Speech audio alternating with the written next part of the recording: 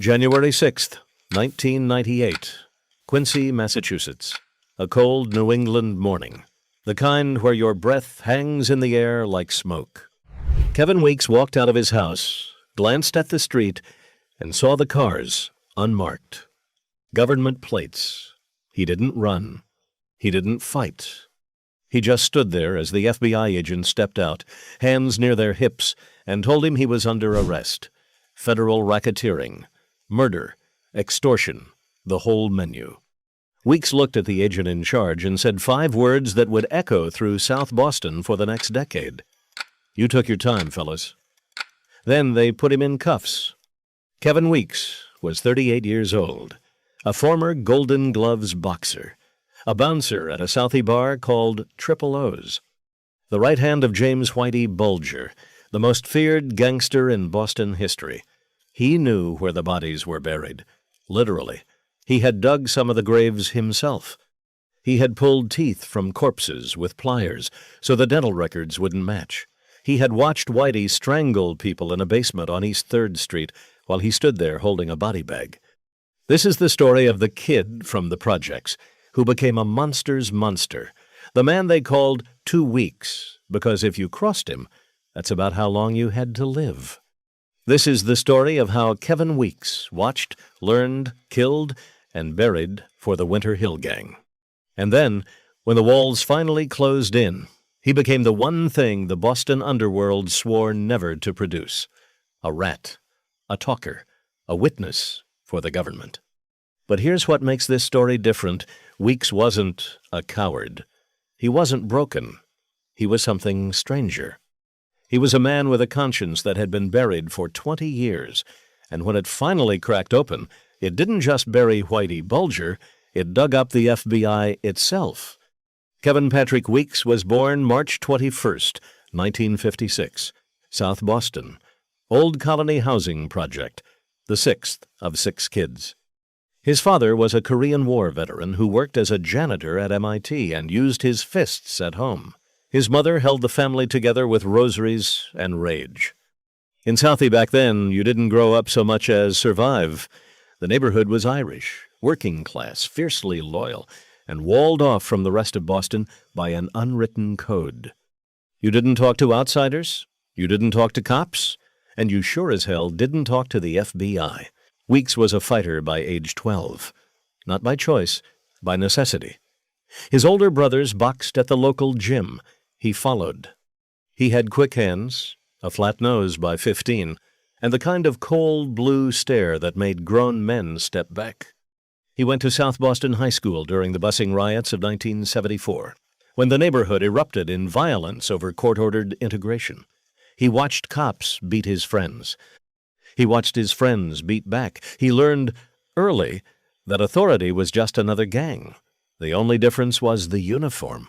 By 1978, Weeks was working the door at Triple O's Lounge on West Broadway. 228 West Broadway, to be exact. A dive bar with sticky floors, cheap beer, and a back room where deals got made and beatings got delivered. He was 22 years old, 6 feet tall, 210 pounds, and he could put a man through a plate glass window without spilling his drink. The owners loved him. The wise guys noticed him. And one night, a man in a Red Sox cap walked in, ordered a club soda, and watched Kevin Weeks toss 3 Marines into the street in under a minute. That man was James Bulger. Whitey, 49 years old. Silver hair, ice blue eyes, a body kept lean by daily push-ups in a basement gym. He had done 9 years in Alcatraz for bank robbery. He had come home in 1965 and quietly, methodically built an empire of drugs, extortion, and murder across South Boston. By the late 70s, he ran the Winter Hill Gang, and he ran it with a secret weapon that nobody in the neighborhood knew about. Whitey Bulger was a top-echelon informant for the FBI. He had been ratting out the Italian Mafia to a corrupt agent named John Connolly since 1975. The FBI protected him. He killed whoever he wanted, and nobody, not the cops, not the state police, not the DEA, could touch him. Weeks didn't know any of that. All he saw was a polite, soft-spoken older man who tipped well and watched everything. Whitey started coming in regularly. He'd nod at Kevin. Sometimes he'd ask a question. "How's your mother? How's the door tonight?" Small things. Then one afternoon in 1979, Whitey pulled him aside and said, "Kid, you ever want to make some real money? Come see me." That was the recruitment. No oath. No ceremony. Just an invitation from the devil himself. Within a year, Kevin Weeks was Whitey Bulger's shadow. He drove the car. He carried the gun. He collected the envelopes. He stood at Whitey's shoulder during sit-downs with bookmakers, drug dealers, loan sharks, and every other parasite who paid tribute to the Winter Hill Gang. He learned the business from the inside. And the business, he discovered, was simple. Whitey didn't sell drugs. He sold permission. Every cocaine dealer in South Boston paid Whitey a tax. Every bookmaker paid rent. Every loan shark kicked up a percentage. If you didn't pay, you got a beating. If you didn't pay after the beating, you disappeared. Here's how the rent system worked. A mid-level coke dealer in Southie might move 2 kilos a week. At 1985 prices, that's roughly $60,000 in gross revenue. Whitey's crew would show up, sit the guy down, and explain the math. You owe us $3,000 a week, cash, every Friday. In return, nobody robs you. Nobody muscles you. Nobody touches you, the dealer paid. Multiply that by 40 dealers across the neighborhood, and Whitey was pulling in over $120,000 a week in pure tribute, tax-free cash. And Kevin Weeks was the man who carried the bag. But the rent was only the first scheme. The second was extortion. South Boston in the 80s was full of legitimate businessmen who had a dirty secret, a girlfriend on the side, a gambling problem. An IRS issue. Whitey would find out. He always found out. He had cops on the payroll, FBI agents feeding him intel, and a network of informants that stretched from the docks to City Hall. Once he had leverage, he'd send Weeks to deliver the message. Pay us, or we tell. Pay us, or we burn down your warehouse. Pay us, or your kid doesn't come home from school. They paid. They always paid. The third scheme was the one that made the millions. Drug importation. Despite Whitey's carefully cultivated image as a man who kept drugs out of Southie, the truth was the opposite. He flooded the neighborhood with cocaine and marijuana. He partnered with a crew out of Charlestown to move multi-ton shipments of pot through the Boston Harbor. One shipment in 1983, codenamed the Valhalla Operation, involved 7 tons of marijuana on a fishing boat headed for Ireland to arm the IRA. The boat got seized. The investigation should have buried Whitey. Instead, his FBI handler tipped him off, and Whitey walked away clean. Kevin Weeks watched it happen. He learned the lesson. The rules didn't apply to them. By 1981, Weeks had been promoted. He wasn't just a driver anymore. He was a killer. And the place where he learned that trade was a small brick house at 799 East 3rd Street, South Boston. From the outside, it looked like every other triple-decker on the block. Inside, it was a slaughterhouse. The basement had a concrete floor, a workbench, a roll of plastic sheeting, and a length of nylon rope. This was the death house. And between 1981 and 1985, at least 3 people were murdered in that basement, while Kevin Weeks stood guard upstairs. The first one he witnessed up close was Arthur "Bucky" Barrett. May 24th, 1983. Barrett was a master safecracker who had pulled off the Depositors Trust Bank job in Medford 2 years earlier. He'd made off with over $1 million in cash and jewelry. Whitey heard about it. Whitey wanted his cut. Barrett was lured to the East 3rd Street house under the pretense of a business meeting. The moment he walked in, Whitey put a gun to his head and said, "Bucky, you're caught." For the next several hours, they chained him to a chair in the basement and bled him dry. Bank accounts, safe deposit boxes, cash, every dollar Barrett had ever earned or stolen. When there was nothing left to take, Whitey walked behind him and put a bullet in the back of his head. Steve the Rifleman Flemmy, Whitey's partner, knelt down with a pair of dental pliers and began pulling Barrett's teeth out one by one. Kevin Weeks helped wrap the body. Then he helped dig the grave in the dirt basement floor. Weeks would later testify, in chilling, matter-of-fact language, that the whole thing felt routine. You get used to it, he said. After the first one, the second one is easier. After the second one, you stop thinking about it. That was the psychological transformation. The kid from the projects who used to defend his friends in the schoolyard was now a man who pulled teeth from corpses and slept fine afterward. The second body in that basement was John McIntyre, November 1984. McIntyre was a Quincy fisherman who had been involved in the Valhalla gun-running operation. He got picked up by Canadian authorities, panicked, and started talking to the DEA. Whitey's FBI handler, John Connolly, passed the warning. McIntyre had to go. They brought him to East 3rd Street. They chained him to a chair. Whitey questioned him for hours, calm as a priest hearing confession. Then he tried to shoot him. The gun jammed. So Whitey wrapped a rope around McIntyre's neck and strangled him. It took several minutes. McIntyre was a strong man. He fought. Weeks stood in the doorway. He didn't look away. When it was over, Whitey reportedly turned to him, breathing hard, and asked if he wanted a glass of water. The third was Deborah Hussey, 1985. She was the stepdaughter of Steve Flemmi, 26 years old, a heroin addict. Beautiful, broken, and dangerous because she was starting to talk about being molested by Flemmi as a child. They couldn't have that. They lured her to East 3rd Street.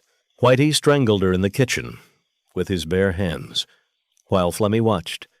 And then, in a detail so dark it borders on incomprehensible, Flemmi knelt down next to his dead stepdaughter and pulled her teeth out himself. Kevin Weeks was 28 years old. He helped carry her body to the basement. He helped dig the hole. You have to understand something about Kevin Weeks at this point in his life. He wasn't a sadist. He didn't enjoy it. By every account, including his own, he was a man who had walked step by step into a world he could no longer leave.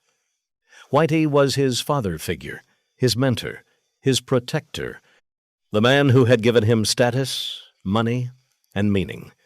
To question Whitey was to die. So Weeks did what he was told. He buried the bodies. He kept the secrets. And he watched, year after year, as the corpses piled up. By the late 1980s, Whitey decided the East 3rd Street house was getting too hot, so they moved the bodies. On Halloween night, 1985, Weeks and Flemmi dug up Barrett, McIntyre, and Hussey from the basement floor, loaded them into garbage bags, drove them across town, and reburied them in a wooded gully across from Florian Hall on Hallett Street near the Neponset River in Dorchester. Weeks remembered the address. He remembered the trees. He remembered exactly how deep they dug. That memory would matter, more than a decade later, when he finally decided to talk. The peak of the Winter Hill Gang came around 1990. Whitey was untouchable. He had over $20 million stashed in safe deposit boxes from Boston to Dublin. He owned a liquor store, a real estate office, and a piece of the Massachusetts State Lottery. In 1991, a couple of Whitey's bookies hit a $14 million Mass Millions jackpot. Whitey muscled in, claimed he had been a partner in the winning ticket, and walked away with a share of the prize. The state paid him quarterly for years. That was the audacity of it. He was a serial killer cashing lottery checks from the Commonwealth of Massachusetts, but pressure was building. The DEA had been trying to nail Whitey for a decade. They knew about the drugs, they knew about the murders, but every time they got close, the case fell apart. Witnesses disappeared. Wiretaps came up empty. It was as if Whitey could read their minds. And he could, because John Connolly was telling him everything. Then, in 1994, a new federal prosecutor named Fred Wyshak arrived in Boston. He didn't care about Whitey's reputation. He didn't trust the FBI. He built a case from outside the Bureau, using the DEA and the state police. On December 23, 1994, the indictment came down: racketeering, extortion, money laundering. Whitey got a phone call from Connolly. The FBI agent who had spent 20 years protecting him gave him one last gift. He told him to run, and Whitey ran. He disappeared on December 23, 1994, and stayed gone for 16 years. Kevin Weeks didn't run. He stayed in South Boston. He kept Whitey's operation going. He moved money. He passed messages. He met Whitey in secret locations across the country whenever the boss came back to collect cash. New York, Chicago, New Orleans. Weeks would drive the money in suitcases, hand it over, and drive home. He was the lifeline. He was the bridge. And then, in 1999, the bridge collapsed. On November 17, 1999, Kevin Weeks was indicted on federal racketeering charges. He sat in a cell at the Plymouth County Correctional Facility and did the math. Whitey was gone. Flemmy was already in custody and refusing to cooperate. The FBI's protection had vanished. The other made guys were lining up to testify against each other. And Kevin Weeks, the loyal soldier, was looking at multiple life sentences for crimes he had committed for a man who had abandoned him.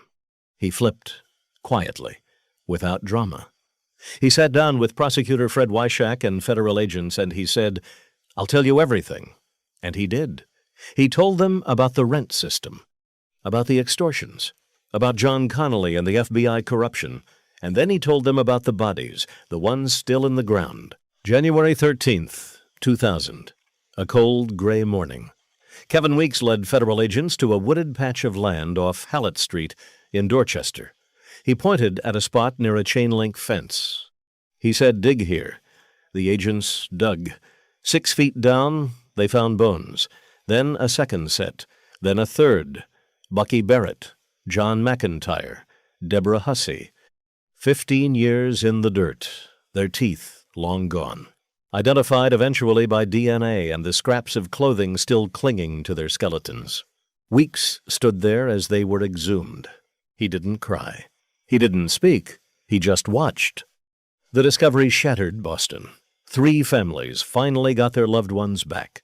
And the FBI, the institution that had protected Whitey Bulger for 2 decades, was exposed as one of the most corrupt outfits in the history of American law enforcement. John Connolly was indicted, convicted, and sent to prison. Other agents lost their careers. The Boston FBI field office became a national disgrace. Kevin Weeks had not just turned on his boss. He had detonated a bomb under the federal government. Weeks pleaded guilty. He cooperated fully. In 2004, after serving roughly 5 years, he was released, 5 years, for a man who had participated in 5 murders and buried 3 of them. The deal was that brutal, that necessary. Because without Kevin Weeks, prosecutors had nothing. With him, they had everything. He came home to South Boston. The neighborhood didn't kill him. They could have. But there was a quiet understanding. Whitey had betrayed them all. The man who had cloaked himself in Southie loyalty had been an FBI snitch the whole time. Weeks, at least, had told the truth at the end. He wrote a book, Brutal, published in 2006. He gave interviews. He sat across from reporters and described, in flat, unsparing prose, what he had done. No excuses, no glory, just the facts. In 2011, the FBI finally caught Whitey Bulger in Santa Monica, California. 81 years old, living in a rent-controlled apartment with his girlfriend, $800,000 in cash, and 30 guns hidden in the walls. They flew him back to Boston for trial. And the star witness against him was Kevin Weeks. He took the stand in July 2013. He looked across the courtroom at the man who had been his father, his mentor, his master. And he told the jury everything. The murders, the graves, the lies. Whitey stared back, cold, silent. The line that defined Kevin Weeks's testimony, the one that ran on every news broadcast in America, came when a reporter asked him to describe what kind of man Whitey Bulger really was. Weeks didn't pause. He said he was a stone-cold killer. He could be talking to you about gardening one minute, asking about your roses, and the next minute he'd be strangling a woman in front of you. And then he'd go right back to talking about the roses. That was the truth of it. That was the horror. Whitey Bulger was convicted on August 12th, 2013. 11 murders, racketeering, extortion. He got 2 consecutive life sentences plus 5 years. He was sent to a federal prison in West Virginia. On October 30th, 2018, at age 89, he was beaten to death in his cell by other inmates within 12 hours of arriving. No witnesses, no surveillance footage. The murder remains officially unsolved. Steve Flemmi pleaded guilty to 10 murders and is serving life in federal prison. John Connolly is serving 40 years for second-degree murder in Florida, related to a hit Whitey ordered. The Boston FBI office was overhauled. The top echelon informant program was reformed. Every protection Whitey had built crumbled the moment Kevin Weeks decided to talk. And Weeks himself? He lives quietly in the Boston area. He's been out of prison for over 20 years. He still gets recognized in Southie. Some people nod, some people cross the street. He has said in interviews that he doesn't sleep well, that he sees the faces, that the basement on East 3rd Street is still with him every night in the dark. Here's what Kevin Weeks understood that nobody else did. Whitey Bulger wasn't a movie villain. He wasn't a Shakespearean monster. He was a man who could chat about roses and strangle a woman in the same hour and feel nothing about either. The horror wasn't the violence. The horror was the normalcy around the violence. The horror was that for 20 years, Kevin Weeks, a boxer from the projects, helped him do it and slept through the night. This is the real story of organized crime. Not the suits, not the steakhouses, not the loyalty. It's a basement on East 3rd Street, 3 bodies in a hole near a fence in Dorchester, and a man who finally, after 20 years of digging graves, decided to tell the truth. Kevin Weeks was the bouncer who became the bagman, who became the gravedigger, who became the witness. He buried the dead, and then he dug them back up. He was Whitey's right hand, and in the end, he was the hand that pointed. If you found this story as haunting as we did, hit subscribe. We drop a new mob documentary every week, and tell us in the comments. Do you think Kevin Weeks deserved 5 years, or should he have gone away for life? Drop your verdict below.